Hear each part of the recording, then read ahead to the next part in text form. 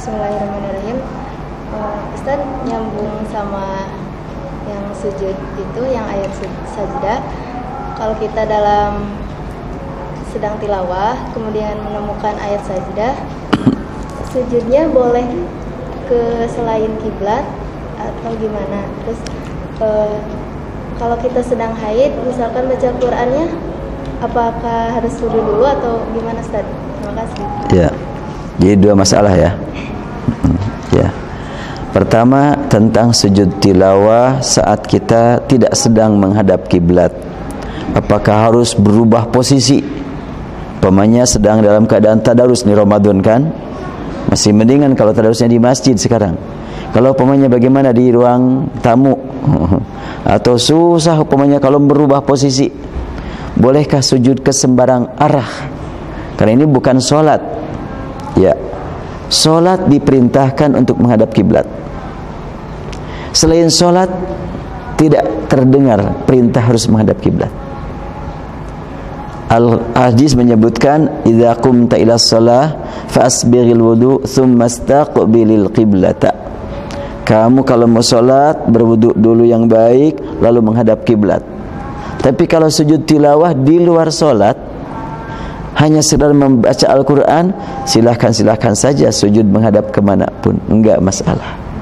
Jadi cukup sedang umpamanya innama yu'minu bi ayatina alladzina idza dzukiru biha kharru sujadan wa sabbahu bihamdi rabbihim wa hum la yastakbirun. Sedang menghadap umpamanya ke mana? Ke timur, ke selatan, langsung saja Allahu Akbar, bangun lagi, lanjutkan baca Qur'annya, silahkan. Kemudian pertanyaan kedua, ya kalau bawaan wanita yang sehatnya biasa punya rutinan bulanan datang haid, sedang ini sedang menghafal Quran kan semuanya ya. Targetnya berapa per bulan? Satu juz setengah, 2 juz? 2 juz tuh kan, target 2 juz menghafal Quran. Waduh, kalau enggak murojaah bagaimana gitu kan? Nanti sedangkan ada waktu-waktu terganggu dalam seminggu, bolehkah murojaah Al-Quran? Ada Quran, ada kitab ya, ada zikir, ada furqan. Ada ayat yang berbunyi la yamassuhu illal mutahharun, surat Al-Waqiah. Kalau kita perhatikan secara harfiah, la tidak,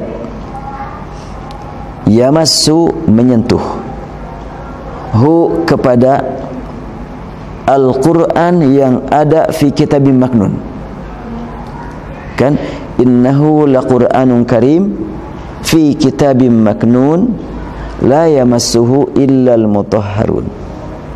Tidak menyentuh kepada Al-Quran yang ada di kitabim maknun. Apa itu kitabim maknun?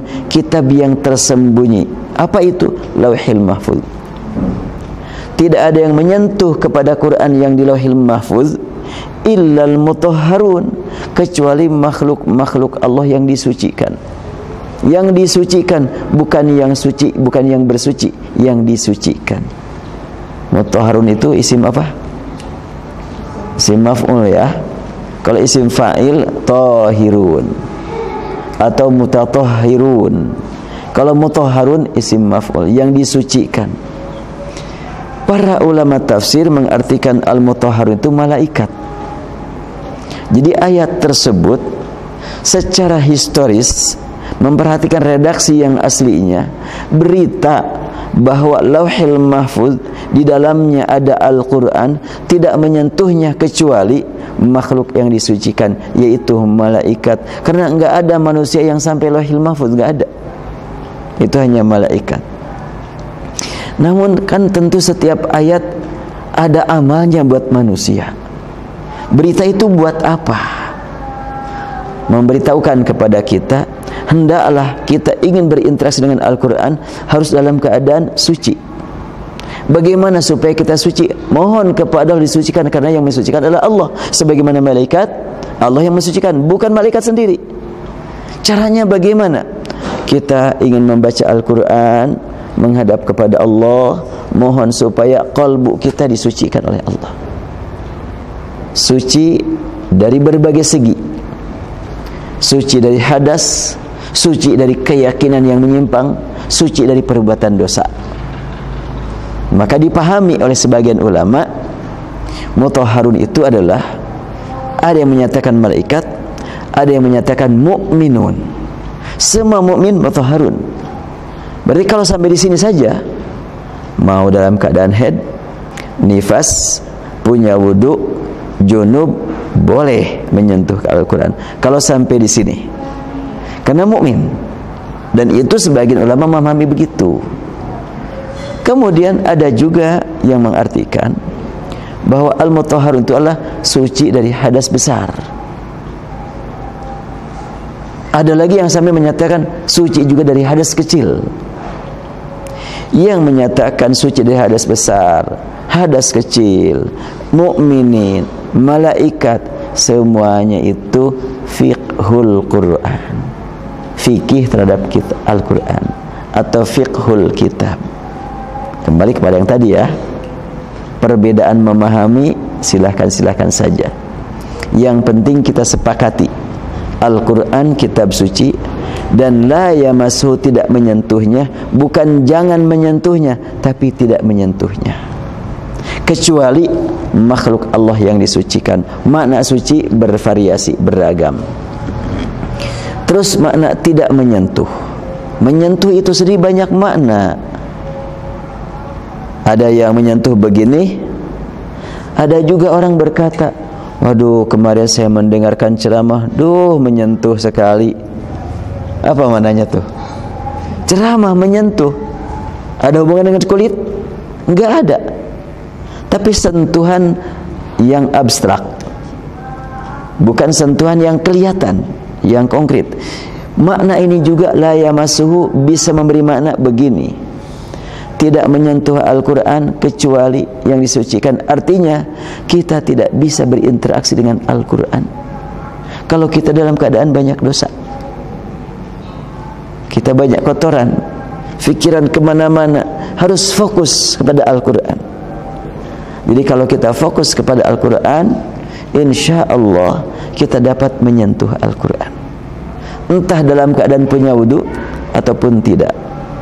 Jadi kalau begitu, menyentuh mushaf bagaimana? Mushaf Al-Quran di zaman Rasul mushaf belum ada. Mushaf itu kan belakangan adanya.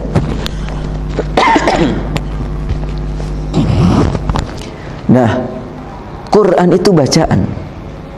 Ketika kita mendengar bacaan dan Allah berfirman, "Idza tuliyat alaihim ayatuh zadatuhum imana." Bila ayat-ayat Allah dibacakan, maka ayat itu memberi tambahan iman kepada kaum mukminin. Bukan sekedar menyentuh ini ya, menambah keimanan. Itu Quran, ayat-ayat Allah. Jadi ringkasnya bagaimana ini belum jelas ya.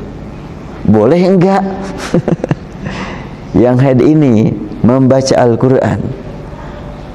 Perlu ditambah lagi dalilnya nih supaya tidak taklid ya. Wah, kata Ustaz boleh aja, kata Ustaz jangan aja. Enggak begitu. Pahami dulu. Kalau berbeda paham enggak masalah, yang penting Qur'annya sama. Rasul dinyatakan dalam hadis sahih, kana Rasulullah yadhkurullah fi kulli ahyani. Rasul itu zikir selamanya, enggak pernah putus dari zikir. Zikir Rasul apa? Al-Qur'an. Karena Aisyah ketika ditanya bagaimana akhlak Rasul, jawabannya kana khuluquhu Al-Qur'an. Akhlak Rasul adalah Al-Qur'an. Kalau begitu, waktu Rasulullah tidur lepas dari Quran enggak? Enggak kan?